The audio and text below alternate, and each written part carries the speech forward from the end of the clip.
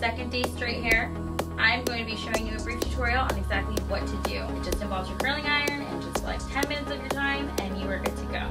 All you're going to do is curl the shaft, leave about an inch that's straight. That way you get subtle curls and you get that beach wave, which is perfect for this hot weather that we are having.